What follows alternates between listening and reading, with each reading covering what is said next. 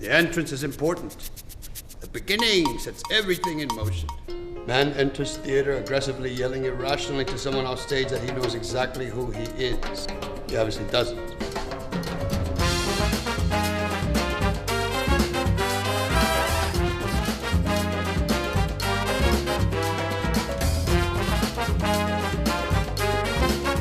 I know who I am!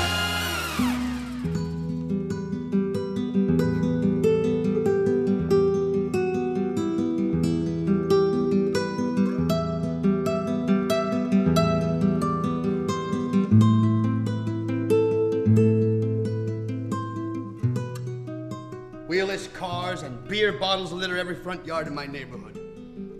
The shacks that serve as our modern-day castles are filled to capacity with princes and princesses of the distinctly Mexican-American variety. The people on my street are the hardest working people, even if we've lost a sense of our royal history. And I stand on stage in all my glory. I am wearing an avocado suit, and my mother sits in the front row waving at me. The chair beside her reserved for my father is empty. I forget the only line that I've been assigned. I only have this one line that I have been practicing very hard to memorize in English, and suddenly, with all eyes on me, I take a deep breath, I put my little hand on my belly that is turning over and over and over on itself, and a terrified voice inside my head quietly whispers, "Eres un aguacate." Oh, gracias, gracias. I remember.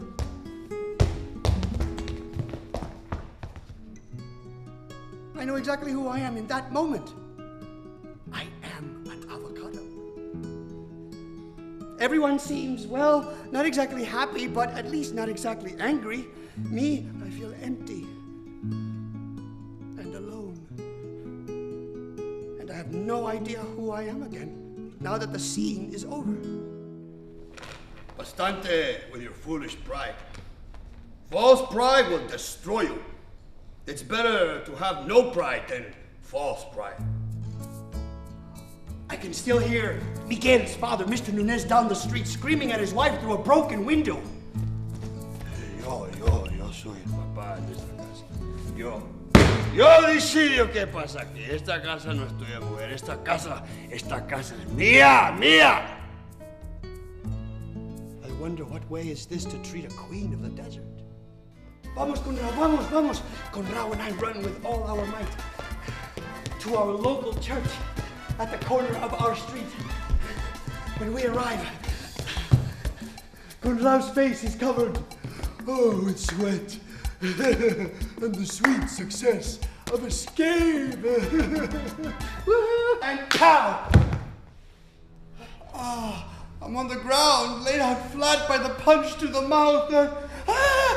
Miguel has delivered after his own pummeling is finished. Surely he must have Spanish blood running through his veins, not Mexican. Hey, cállate los hocico, culero.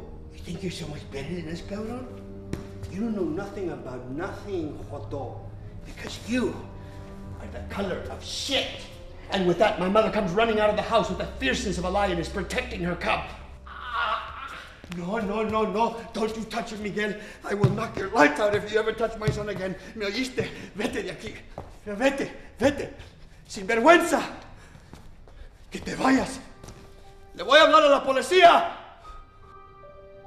My eyes fall upon the Virgen of Guadalupe, who has the same powerful look in her eyes as my mother's.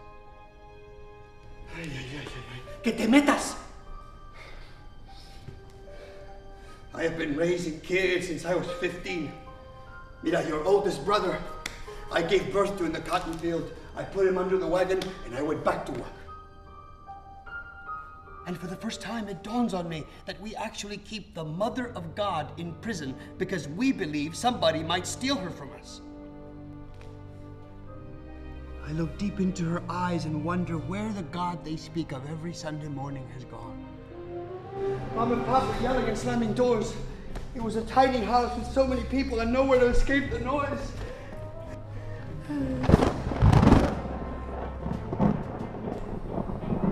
It's happening. I am only 14 years old.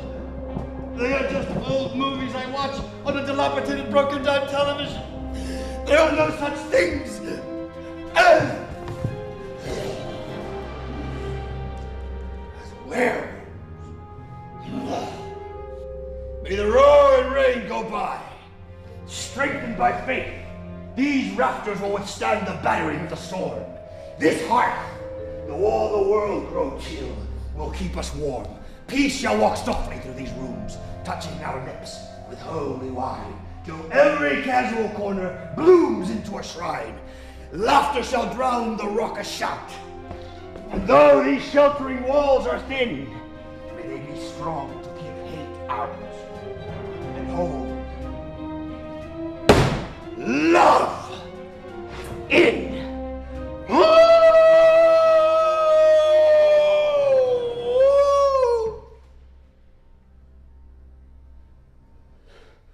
Very interesting interpretation of your poem, and quite a convincing werewolf.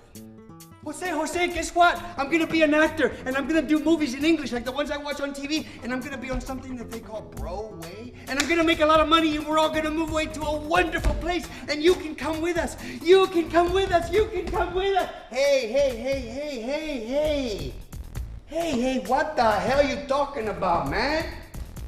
You isn't no actor, man. There isn't no Mexican actors, man, just like there isn't no Mexican race car drivers or sportscasters or policemen. Hey, I don't know what them teachers teaching you in school these days, but they should teach you the truth. Like them army recruiters did me. We go into the military or the joint, bro, that's it. Don't you forget it, bro. Don't get your hopes up, bro, they just cause you pain. You live in the circle, die in the circle. The fateful letter of acceptance arrived on April 1st, 1982, and got me on a Greyhound bus to New York City. Pub!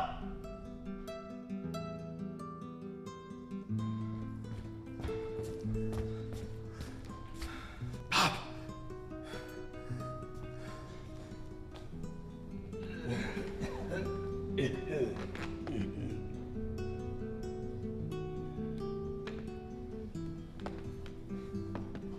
You go to that fancy school and tell fancy stories about fancy people you'll never know to fancy people who will never want to know you. Go ahead and tell those fancy stories you know nothing about. But your stories, mijo, the ones you live when no one is watching, they are the ones that will set you free. I walked right out of that desert kingdom I called home for 21 years like some kind of Mexican Moses and secretly prayed I would free my people in the process. There's nothing like getting on a Greyhound bus in one world and getting off a Greyhound bus in another world. In New York City, the Broadway lights, walking down 42nd Street, a prestigious school, a full scholarship, and oh, in reality, in school I was doing Shakespeare, Ibsen, Shaw, and Brecht. In the real world, I'm getting cops or crooks. In the celluloid world, Mexican Americans live only in black and white, good or bad, no shades of brown. It seems, as a whole, Mexican Americans are not fathers, brothers, employees, employers, or husbands with ordinary struggles in extraordinary circumstances. You know, the stuff movies are made of. But I commit to every role as if I'm playing Hamlet. The cliched scenes play out in my head like some kind of dizzying, schizophrenic slideshow of stereotypes. And cut.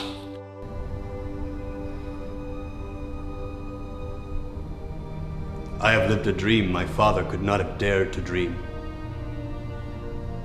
I have stood on stages and sets and hidden behind the truth of my work for countless faceless audiences. I imagined you. I feared you. I needed you. I loathed you. And most of all, I loved you. And now, I face you with the truth of who I am. I know who I am. I'm a man. I'm an actor. I'm a husband. I'm a father. I I'm a son, and I'm a Mexican American. I am, at longest last, the answer to the question that I have been asking my entire life. To be or not to be.